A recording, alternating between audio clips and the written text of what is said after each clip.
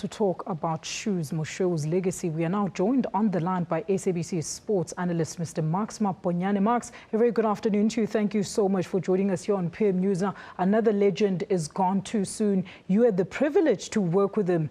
Please tell us more about some of your fondest memories of the soccer great, Marks.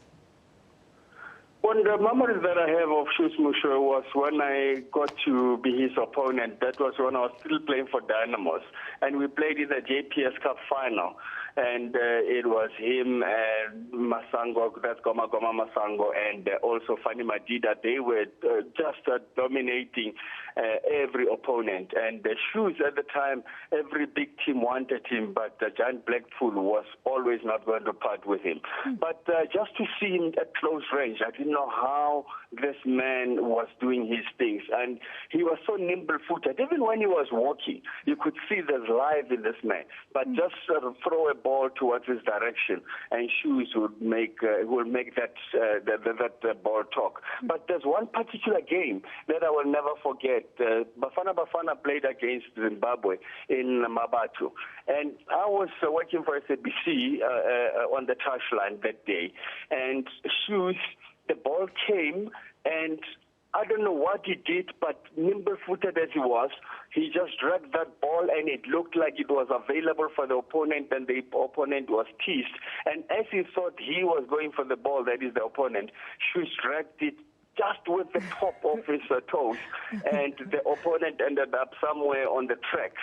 And we have never believed that the man can be that skillful.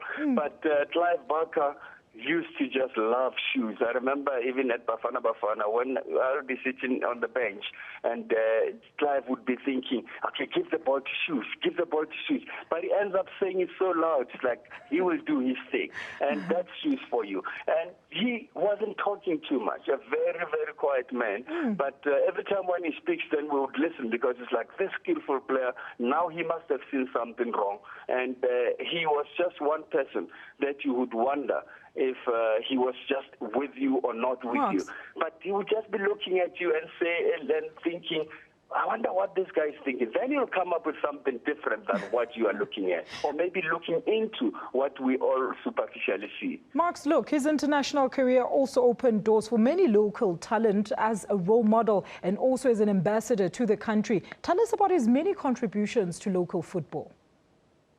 Yeah, in fact, he has contributed a lot. He's contributed a lot for the township football. We know he comes from Deep Kloof, and then he ended up with Brian Baloyi with a team in Alexander, owning the team. But at the time when he stopped playing, that was amazing, because at the age of 42, if I'm not mistaken, he is the only infield player that has played for so long, but he still could show or possess so much energy. At the age of 37, when he was dominating at Kaizer Chiefs, when Kaizer Chiefs won the league, that was huge. In fact, an inspiration to the success of Kaizer Chiefs at the time.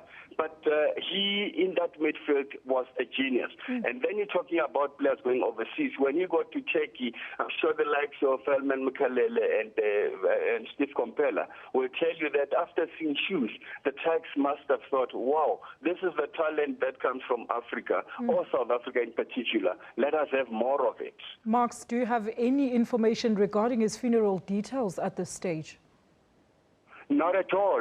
Not at all. In fact, I was listening to a radio station a few minutes ago, and there are talks that the family seem to want the funeral to be held on Monday. But obviously, we'll be listening throughout the day. All right. Thank you so much for that. That is Mr. Maponyane. He is SABC Sport Analyst, talking to us about the sad loss of another football great, Mr. Shoes Moshoeu, who died yesterday after a long battle with stomach cancer.